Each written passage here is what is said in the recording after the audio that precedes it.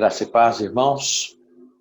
Nós vamos dar início ao nosso estudo bíblico semanal da carta de Paulo aos Coríntios. Nós estamos estudando a segunda carta e já estamos no capítulo 10. Temos durante esses meses todos estudado capítulo por capítulo, versículo por versículo, e já estamos chegando ao final desta carta tão preciosa, tão rica. E esse capítulo de hoje é um capítulo singular. Eu estava preparando o estudo e eu sempre falo, cada vez que eu me debruço na palavra de Deus, e a gente faz uma primeira leitura, fica razoável, depois você vai se aprofundando e analisando o texto e buscando outras traduções e comentários, e você vê a preciosidade da palavra de Deus.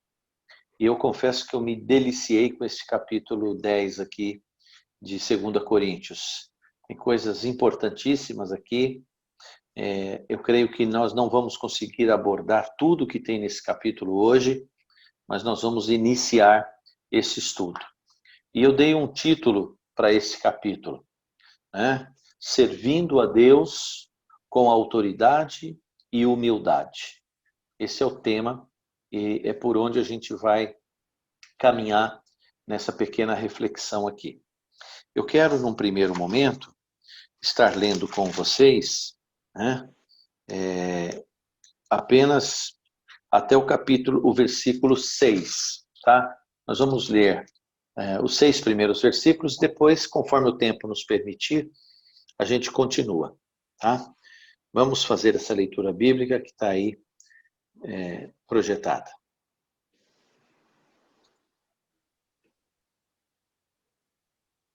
Agora eu, Paulo, apelo a vocês com a mansidão e a bondade de Cristo, mesmo ciente de que vocês me consideram fraco pessoalmente e duro apenas à distância quando lhes escrevo.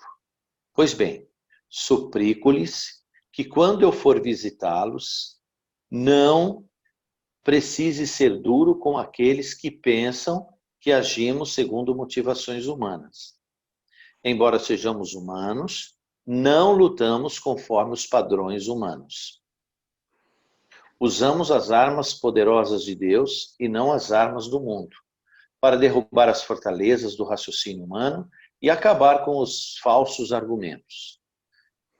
Destruímos todas as opiniões arrogantes que impedem as pessoas de conhecer a Deus.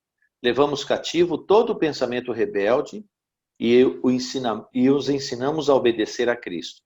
E depois que vocês se tornarem inteiramente obedientes, estaremos prontos para punir todos que insistem em desobedecer. Vamos deixar até aqui por enquanto, que já tem muita coisa aqui para a gente poder tá refletindo, né? Bom, todos nós conhecemos o contexto das cartas de Paulo à igreja de Corintos e as relações que Paulo tem, ou a relação que Paulo tem com esta igreja. Nós sabemos que é uma igreja difícil, mas ao mesmo tempo uma igreja abençoada, né?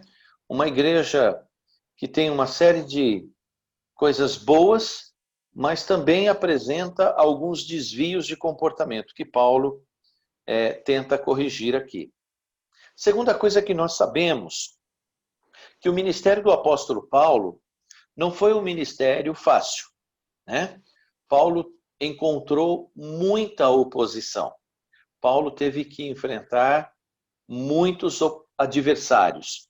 Os principais adversários de Paulo eram os judeus, chamados judeus cristãos, chamados judaizantes, né?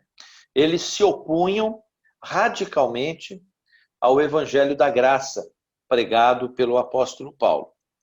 E eles então procuravam desqualificar Paulo como apóstolo do Senhor Jesus Cristo, por Paulo não ter seguido a Cristo, né? Paulo é um apóstolo fora do tempo, como a gente mesmo define, né? Ele foi, na verdade, um perseguidor. E os seus inimigos aproveitavam-se dessas circunstâncias para poder difamá-lo e acusá-lo. E aqui nós temos a resposta de Paulo a toda essa atitude. E o que aconteceu? A igreja de Corinto ficou dividida. Embora, e a gente já viu isso, embora a maioria estava do lado de Paulo, alguns ficaram a favor dos judaizantes, né? Então, é por isso que o Paulo começa esse capítulo, depois de falar sobre as ofertas, tudo, ele fala, agora eu, Paulo, apelo. Percebe que ele faz um rogo na tradução mais revista e atualizada, fala assim, ó, eu, Paulo, vos rogo. Né? Na nova versão transformadora está escrito, eu faço um apelo. Olha, eu estou pedindo. Então você percebe aqui o caráter de preocupação do apóstolo Paulo, né?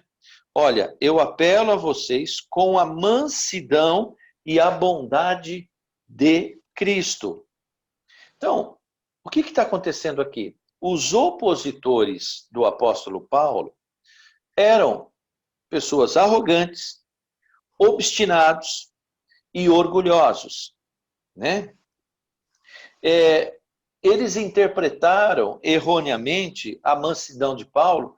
Quando Paulo se mostra manso, ele fala, a mansidão, os opositores falam, Paulo é um cara fraco, é um cara, sabe, que dá para levar fácil, né? A sua gentileza, na verdade, ele é covarde. Ele fala muito é de longe. Ele fala muito, ele é duro quando ele está escrevendo. Mas de perto, ele não é tudo isso. As pessoas falavam isso dele, né? É fácil falar com altivez, com orgulho, com autoridade, por carta. Eu quero ver ele falar na minha cara. Você viu aquelas pessoas que falam isso? Tem gente que fala o seguinte, de longe é fácil você falar, quero ver você falar face a face. Era mais ou menos isso, contextualizando, né? E eles estavam acusando Paulo, então, de ser uma pessoa que se aproveitava, né, da distância para poder passar uma aparência de alguém austero, duro, mas que, na verdade, Paulo era uma pessoa fraca e sem conteúdo nenhum. É terrível, né? Mas era isso que acontecia. Paulo, quando sabe disso, quando recebe essas informações, ele fala assim, olha, eu não gostaria, e esse é o contexto aqui, eu não gostaria de estar usando a minha autoridade apostólica, né, para fazer valer a palavra de Deus entre vocês. Mas se for necessário, eu vou usar, né? Eu vou fazê-lo. É isso que ele está querendo dizer aqui, ó. Olha como ele diz, vamos voltar no capítulo 1, ó. Agora, eu, Paulo, apelo a vocês com mansidão e bondade de Cristo, mesmo ciente de que vocês me consideram fraco pessoalmente e duro apenas à distância, quando escrevo cartas. Foi o que eu acabei de falar, né? Ao versículo 2. Pois bem, suplico-lhes, Paulo está usando de toda a educação possível, que quando eu for visitá-los, não precise, olha como ele está dizendo, eu não precise ser duro com aqueles que pensam que agimos segundo motivações humanas, tá? Paulo está dizendo aqui, eu não gostaria de ser duro, porém, eu vou ser, se assim for necessário. Paulo está mostrando aqui que ele não tinha receio, nem nenhuma hesitação em agir em pró do evangelho, né? Ele lidaria com eles de forma ousada, de forma consciente, né? A menos que uma atitude deles de compreender, né?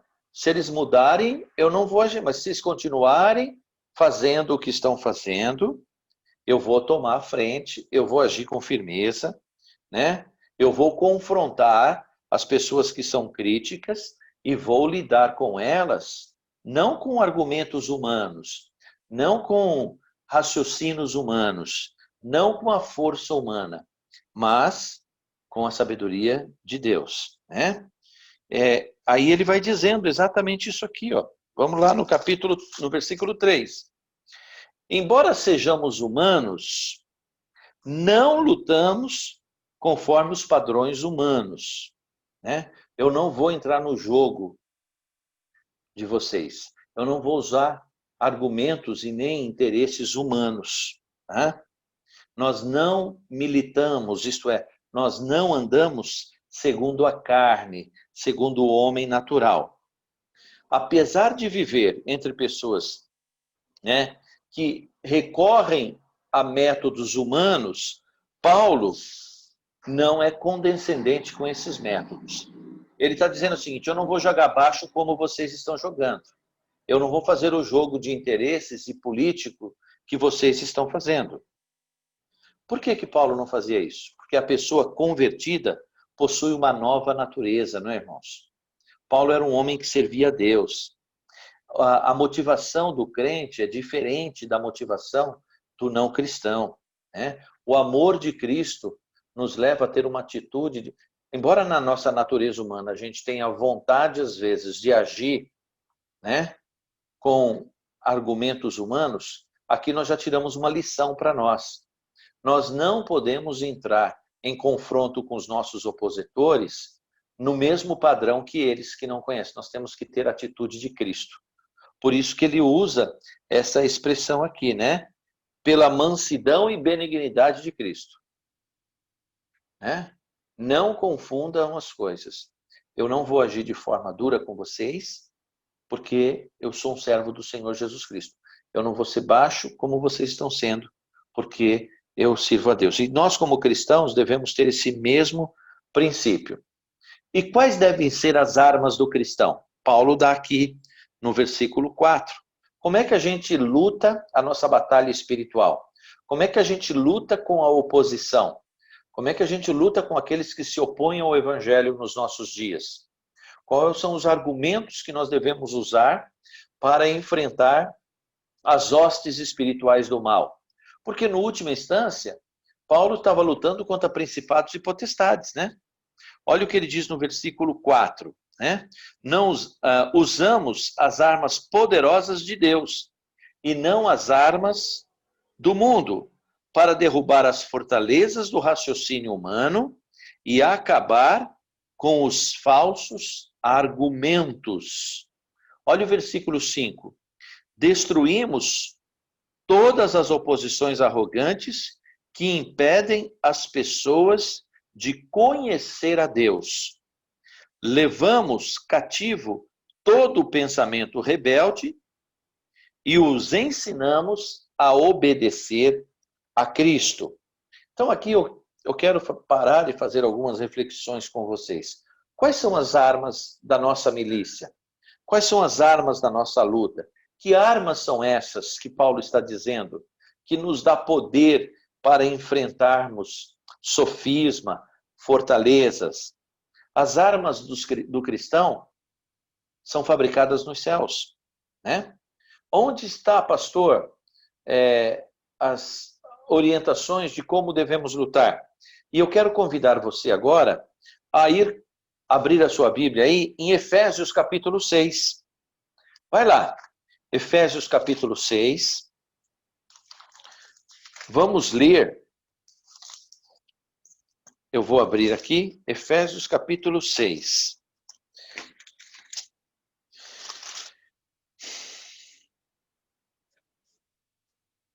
Olha lá.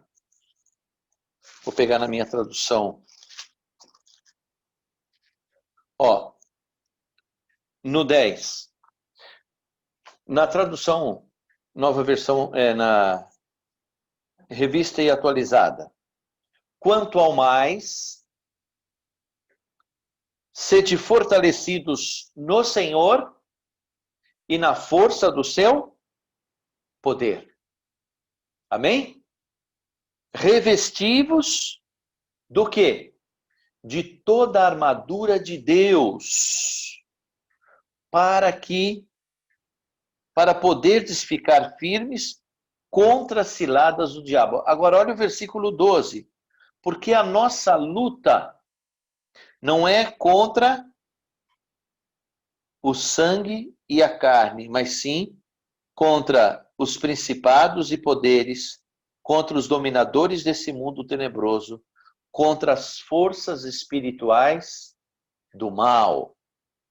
Olha o verso 13 agora. Portanto, considerando que a nossa luta, em última instância, é contra espíritos e não contra pessoas, tomai toda a armadura de Deus. Olha as armas da nossa batalha aqui, ó. Tomai toda a armadura de Deus para que possais resistir ao dia mau. E depois de terdes vencido, tudo vão permanecer inabaláveis. O que a palavra de Deus está nos dizendo aqui? Que a vitória está garantida. A batalha pode ser dura, a luta pode ser ferrenha, mas o que o Senhor está nos prometendo aqui, queridos, é que o Senhor nos garante a vitória quando nós lutamos usando as armas de Deus, né? Nós somos mais que vencedores, né? Satanás já está derrotado, né? É isso que ele vai dizer. Estais, pois, firmes, cingindo-vos com a verdade, vestindo-vos da couraça da justiça, calçai os pés com a preparação do evangelho da paz, embrasando sempre o escudo da fé, com o qual podeis apagar todos os dardos inflamados do maligno. Tomai também o capacete da salvação e a espada do Espírito, que é a palavra de Deus, com toda a oração e súplica, orando em todo o tempo no Espírito, e para isso vigiando com toda perseverança e súplica por todos os santos. Olha que palavra preciosa que nós temos aqui nesse texto, né? Então, as armas da nossa milícia são poderosas em Deus. Fortalezas e sofismas, né, são raciocínios e pensamentos de uma cultura que defendia tudo do ponto de vista racional, lógico. Paulo se refere aqui, então, às teorias e às filosofias da Grécia Antiga, tá? Em contraste com a palavra de Deus. Agora, veja bem o que eu anotei aqui de um comentário. Não há nada mais autodestrutivo, presta atenção nessa frase aqui, ó. Não há nada mais autodestrutivo que o raciocínio especulativo de pessoas envaidecidas que têm ousada confiança na sabedoria pessoal e nada além de desprezo para com Deus e a sua palavra. Então, não existe nada mais autodestrutivo do que você confiar em você e desprezar a palavra de Deus, numa linguagem bem simples. A exaltação à sabedoria humana está em oposição ao conhecimento espiritual e desculpa, eu estou lendo aqui o que eu escrevi, ó. A exaltação da sabedoria humana está em oposição ao conhecimento espiritual e superior que Deus transmite. O Deus dos filósofos é criado pelos processos do pensamento individual. O Deus do cristão é o Deus da revelação divina. Um é subjetivo, o outro é adjetivo. Eu achei fantástica essa definição, né? A sabedoria humana é construída, a sabedoria de Deus é revelada, né? E Paulo está falando exatamente isso. Paulo está falando, eu levo o meu pensamento cativo à obediência do Senhor Jesus Cristo. A principal razão pela qual o evangelho não progride mais no mundo, né? É porque as pessoas às vezes estão querendo vender o evangelho a partir da sua lógica. Nós temos que pregar a palavra de Deus, né? Nós não temos que ficar tentando convencer ninguém com os nossos argumentos. Nós temos que pregar a palavra de Deus. né? Aqui Paulo está falando exatamente isso àquela igreja. Olha, irmãos, vocês se preocupam apenas, agora a partir do versículo 7, né? Vamos seguir aqui, ó, do versículo 7. Então, vou ler o 6. E depois de vocês se tornarem inteiramente obedientes, estaremos prontos a punir todos que insistirem em desobedecer. Tá? Então, olha, segura aí, Paulo, não tira não. Ó, veja bem esse versículo 6. Ó. O apóstolo Paulo está falando o seguinte, mostrando firmeza doutrinária. Ele está falando, olha, o nosso propósito é levar o nosso pensamento e levar as pessoas que estão pensando diferente, de forma, ele chama de rebelde, né, a obedecerem a Jesus Cristo. E depois de vocês se tornarem totalmente obedientes, aí Paulo fala assim, eu estou pronto, eu estou preparado para punir todos aqueles que insistirem em desobedecer. Então, o que vocês estão percebendo aqui? Ó? Pode deixar aí, Paulo, não tira não. A autoridade de Paulo, fundamentada na humildade.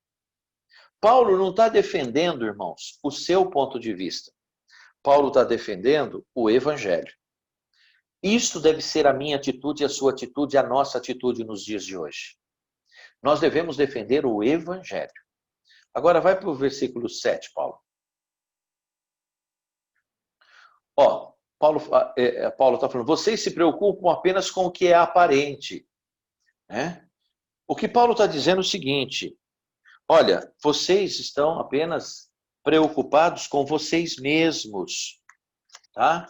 Com o que é visível, o que é palpável. Aqueles que afirmam pertencer a Cristo devem reconhecer que pertencemos a Cristo, tanto quanto eles. Pode parecer que estou me orgulhando, além do que deveria da autoridade que o Senhor nos deu. Mas nossa autoridade visa edificar vocês e não destruí-los. Portanto, não me envergonharei de usá-la. Não é a minha intenção assustar vocês com as minhas cartas. Aqui é uma discussão que Paulo escreveu 3 cartas, uma delas se perdeu. Pois alguns dizem, as cartas de Paulo são exigentes e enérgicas, mas em pessoa ele é fraco e seu discurso de nada vale. Essa gente deveria perceber que quando estivermos presentes em pessoa, nossas ações serão tão enérgicas quanto aquilo que dizemos à distância em nossas cartas. Continua. Não nos atreveríamos a nos classificar como esses indivíduos, nem a nos comparar a eles, que se julgam tão importantes. Ao se compararem apenas uns com os outros, usando a si mesmo como medida, só mostram como são ignorantes. Não nos orgulharemos do que se fez fora do nosso campo de autoridade. Antes, nos orgulharemos apenas do que aconteceu dentro dos limites da obra que Deus nos confiou, que inclui nosso trabalho com vocês. Quando afirmamos ter autoridade sobre vocês, não ultrapassamos esses limites, pois fomos os primeiros a chegar até vocês com as boas novas de Cristo.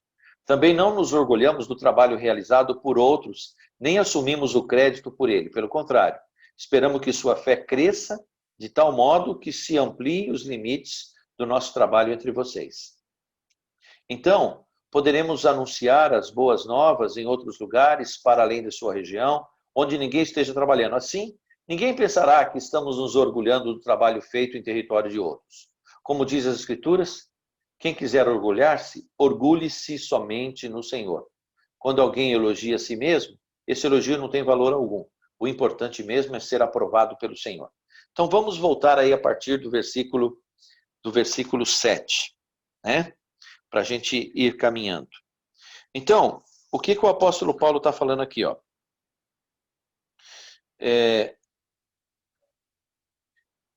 Vocês que se preocupam apenas com o que é aparente, né? Vocês estão apenas olhando só para a minha aparência. Por que a questão de aparência? Né? aqueles que afirmam pertencer a Cristo devem reconhecer que pertencemos a Cristo tanto quanto eles. Ao verso 18. Pode parecer que estou mergulhando além do que deveria na autoridade que o Senhor nos deu. Nossa autoridade visa edificar vocês e não destruí-lo. Portanto, não me envergonharei de usá-la. Pula lá um pouquinho para o verso de número 10, para vocês verem algo aqui. Não é minha intenção, verso 10. Pois alguns dizem as cartas de Paulo são exigentes e enérgicas, mas em pessoa ele é fraco e seu discurso de nada vale. Olha o que eles estão dizendo aqui do apóstolo Paulo. Tá? Os falsos apóstolos em Cristo se propuseram a envergonhar e a ridicularizar o apóstolo Paulo, em diminuir o evangelho dele. São os judaizantes. Paulo declara que o seu propósito em gloriar-se na sua autoridade como apóstolo não é para se defender, mas é para proteger o seu evangelho. Paulo está dizendo, vocês precisam respeitar-me como apóstolo que prega o evangelho do Senhor Jesus Cristo. Até mesmo seus inimigos admiravam e sabiam que Paulo era um cara que escrevia muito bem.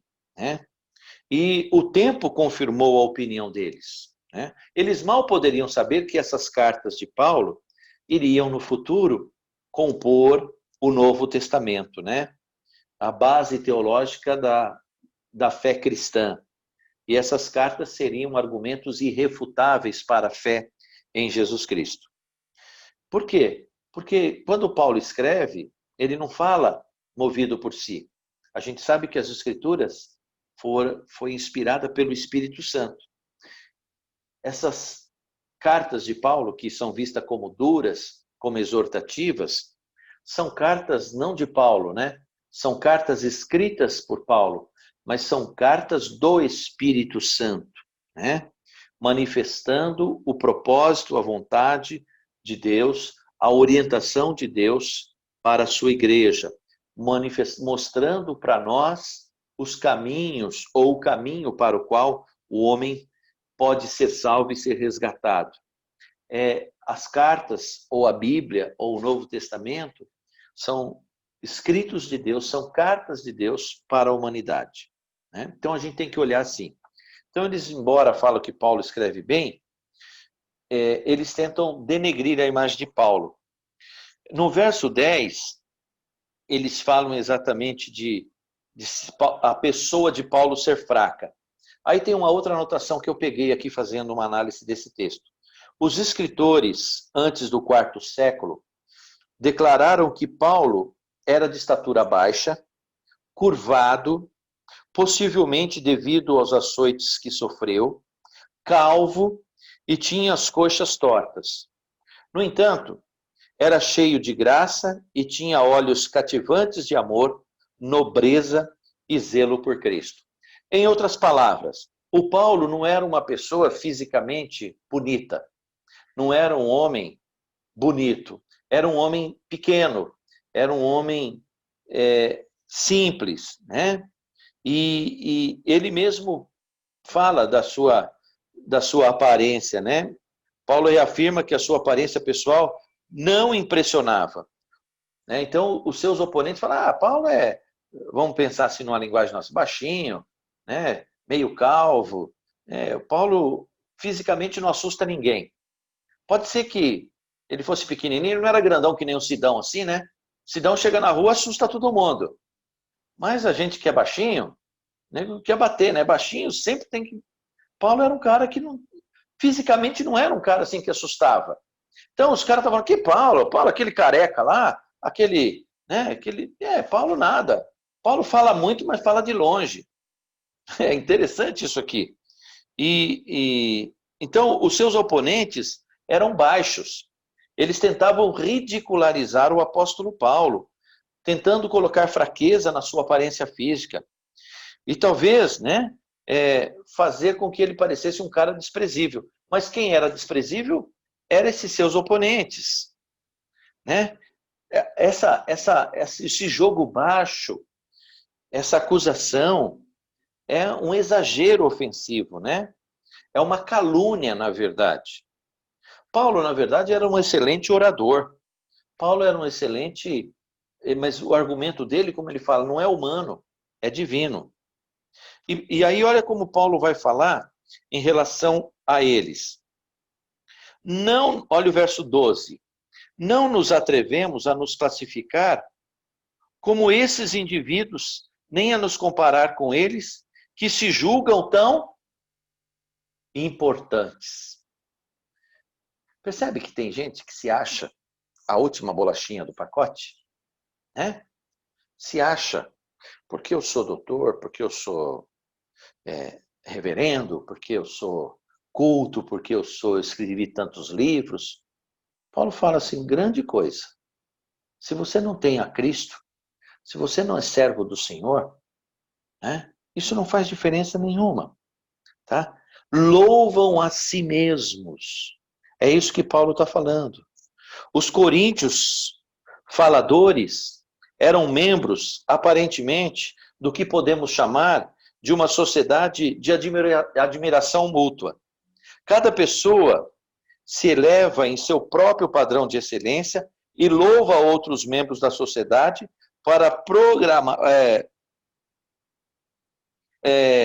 para proclamar ou programar ou para anunciar os seus próprios interesses, falar de si, se autopromover, vamos dizer assim, numa linguagem mais simples, elevando suas próprias virtudes, tapinha nas costas. Em outras palavras, já viu esse negócio de gente que gosta de ficar se promovendo? Paulo fala, olha, isso não é de Deus. Servo de Deus não fica preocupado com isso. Isso é insensatez. Tá? O auge do orgulho para um pecador é considerar-se perfeito, ou quase perfeito. Né? Eles se achavam melhores. Os judaizantes se achavam muito mais preparados para conduzir a igreja do que o próprio apóstolo Paulo. Tá? Então, o texto vai falando, e o apóstolo Paulo vai falando. Também não nos orgulhamos do trabalho realizado por outros. Eles estavam dizendo que Paulo estava batendo no peito por algo que outro fez. Ele fala, não, eu preguei, né? Eu falei para quem eu tenho crédito por onde eu preguei. Eu preguei o evangelho aí, e aí eu tenho crédito. Se outro pregou em outro lugar, o outro tem crédito. Cada um deve se gloriar naquilo que realiza. Olha o que diz o versículo 16. Então podemos anunciar as boas novas em outros lugares, para além de sua região, onde ninguém esteja trabalhando. Paulo falou, não estou pregando em lugar onde já foi evangelizado. Vocês aí de Corinto, vocês são fruto do meu trabalho evangelístico. Fui eu que levei vocês a Cristo. Assim, ninguém pensará que estamos nos orgulhando do trabalho feito em território de outro. Como diz as Escrituras, quem quiser orgulhar-se, orgulhe-se somente no Senhor. Paulo fala, eu não tenho orgulho nenhum. Eu não estou preocupado em ser reconhecido por nada. Mas sim, eu vou ser firme com aqueles que deturpam o Evangelho, com aqueles que se opõem à palavra de Deus. Então, quando alguém elogia a si mesmo, esse elogio não tem valor algum. O importante mesmo é ser aprovado pelo Senhor. Fechando a nossa reflexão desta noite. Falei rápido, falei muita coisa, poderia ter feito mais devagar. Mas o que no frigir dos ovos a gente tira dessa conversa nossa aqui? Então vamos fechar com essa reflexão. Primeira coisa, ser servo, ser humilde, ser amável, não é ser condescendente com o erro, amém? Erro é erro, pecado é pecado. Devemos ser amorosos, pacientes, compreensivos com o pecador, mas não podemos fazer pacto com o pecado. Uma vida de pecado, uma vida com valores fora da fé cristã, não deve conduzir a nossa vida, não deve ser aceito por nós e nem fazer parte da nossa vida. Principalmente da igreja de Deus. Quando nós enfrentarmos a adversidade, ou quando nós tivermos oposição, não vamos entrar em desespero. Vamos usar as armas espirituais, a oração, a fé, aquilo que Paulo nos ensina, a armadura espiritual, que a gente, qualquer hora dessa, vai pregar sobre cada um daqueles elementos, cada uma daquelas partes da armadura. Que nós possamos, amados, como igreja, que nós possamos, como povo de Deus, nesses dias difíceis que enfrentamos tanta oposição ao Evangelho, termos uma atitude firme e humilde. Firme e humilde. Que Deus nos abençoe. Amém.